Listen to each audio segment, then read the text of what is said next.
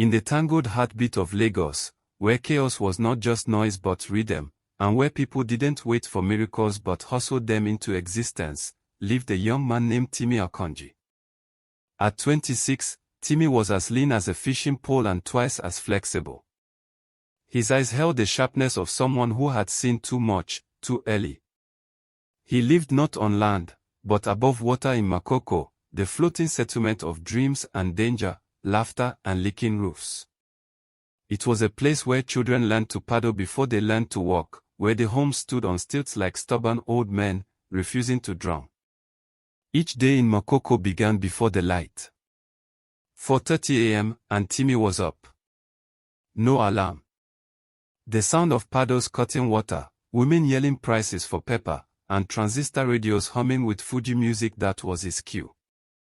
He shared a 2-room wooden shack with his mother and 2 younger brothers. The smell of smoked fish hung in the air always, mixed with diesel and the mold of wet wood. His mother, Momoronk, had once been a trader in Tejuosho market before the fire. Now, she fried akara by the water's edge, calling out to canoe vendors like a choir leader shouting praises. But Timmy had chosen another path. He started with broken phones. He scavenged them from dump sites, repaired them by candlelight, and sold them in Computer Village. Over time, he became more than a boy with tools. He became a name. Not in magazines or on billboards but whispered among hustlers and small shop traders. They called him Timmy Wire, the boy who could fix anything if you gave him time and a toothbrush. That morning, his first hustle was to deliver 2 phones he'd repaired overnight. The screens were taped with film to keep them clean. He zipped up his nylon bag, checked the power bank inside, and stepped into his faded sandals. Outside, the sun hadn't risen, but the city had. He walked past robots carrying crates of Coca-Cola, a woman breastfeeding her baby while shouting about crayfish prices, and a group of boys arguing about Messi and Ronaldo like it was scripture. He reached the edge of the wooden platform and leapt into his Okada, a weathered Bajaj motorcycle he bought in parts, over months, and assembled himself. It coughed before roaring to life. He drove out of Makoko like a man escaping something invisible, weaving through early morning traffic on 3rd Mainland Bridge, his body bent forward, his eyes focused like a hawk's. Lagos wasn't a city, it was a beast. And you didn't stroll through its belly, you dodged its teeth. By 6:30 a.m., he reached Computer Village, a pulsating jungle of traders and tech. The streets buzzed with calls like chants. iPhone 11 for cheap. Oga, I get Type-C charger. Original screen, no be China copy. Timmy knew who he was looking for: J-Boy, a reseller with eyes like a snake and fingers like scales. He found him leaning against a store, puffing cheap tobacco, checking messages on 2 phones. J-Boy looked up. Timmy Wire.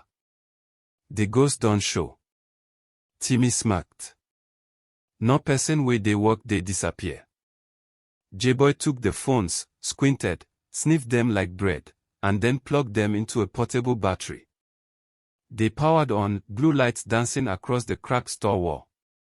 You fit go heaven, Timmy. These phones fine past their owners.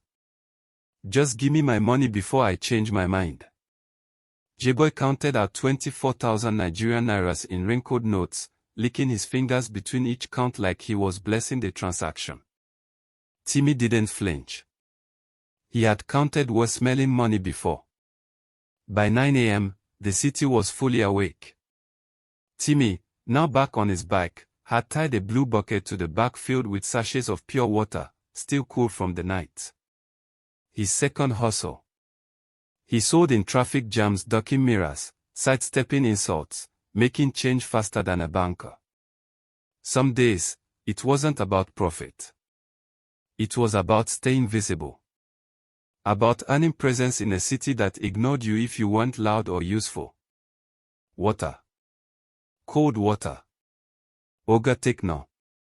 Madam, I beg, he shouted, dashing forward, dodging mud, collecting 100 Nigerian nairas notes, stacking them in a makeshift pouch by his hip.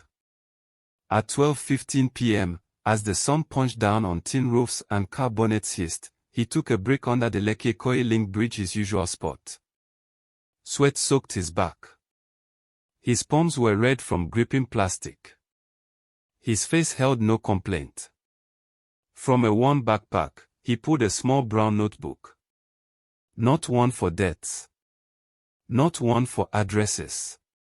But for ideas. Page after page of scribbles. Start repair class for area boys, 500 Nigerian Nairas entry. First 10 free. Solar lamp plus phone charging kiosk equals profit. Buy ring lights. TikTok girls, they find I'm like gold. Each thought was an escape route. Each note, a rebellion. He didn't want to just survive Lagos. He wanted to bend it. Around 2 p.m., he made a stop in Yoba. A regular customer, a boutique owner, needed a battery replacement and a quick OS update on her Samsung. She liked that Timmy never flirted. He respected her time. In return, she offered him a Coke and an honest conversation. Why you dey hustle like say you want kill Lagos? She asked, watching him walk with focused hands. Because Lagos no dey pity anybody, he replied. If you stop, he go carry you forget. She nodded. No truth. By 4 p.m., he was back in Suralia, delivering a Bluetooth speaker to a new customer, Chidinma, a hairstylist who ran her salon from her mother's front porch. She was skeptical at first but softened when he offered to set up the speaker and connect it to her phone. You two need to be hustler, she said, raising an eyebrow. I be clean hustler, he smiled. She laughed and gave him a cold mouth. He tucked it into his bag. No time to enjoy it. Lagos was not a place for long pauses. As the sun dipped behind smoky rooftops, and the call to prayer echoed over the rooftops of Ajigonal, Timmy headed back home. The day had offered no miracles, no sudden jackpot, but that didn't matter. In his word, consistency was a kind of magic. The sky darkened. The air cooled. The water beneath Makoko shimmered faintly with the moon's arrival.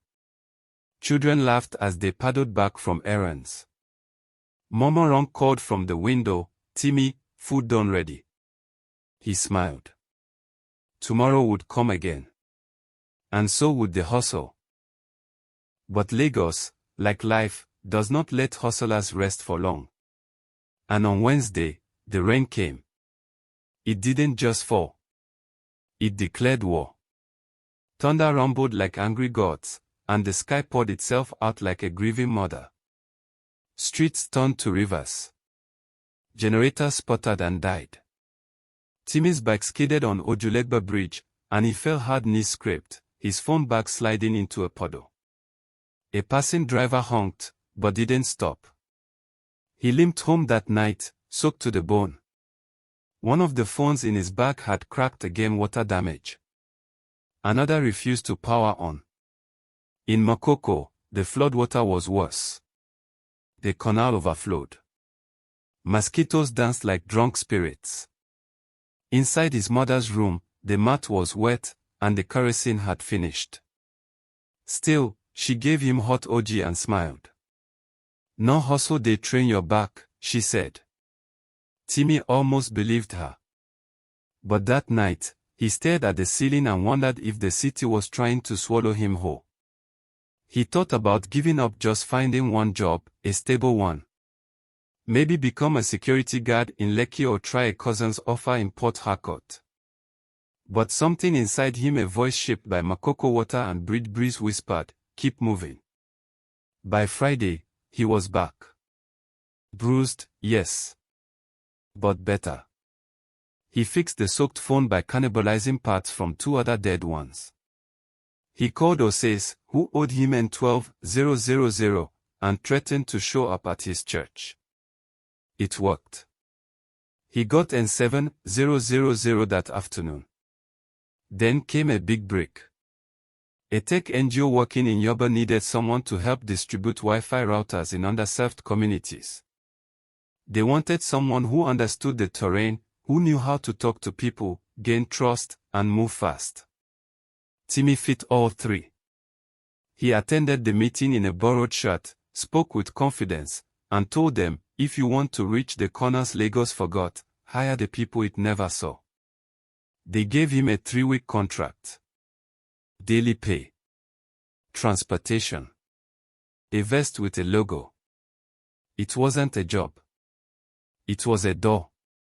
Months later, Timmy would stand before a crowd in a youth empowerment event, holding the mic with steady hands. I started with nothing. Just hands, and hunger. But I kept moving. And I kept learning. Makoko hadn't changed much, still afloat, still ignored. But Timmy had built a small phone repair kiosk just by the dock, with a solar panel on top and his name printed boldly. Timmy Tech, from water, we rise. Every morning, when the oars slapped the water and the sky stretched itself awake, he smiled. Because now, he wasn't just hustling to survive.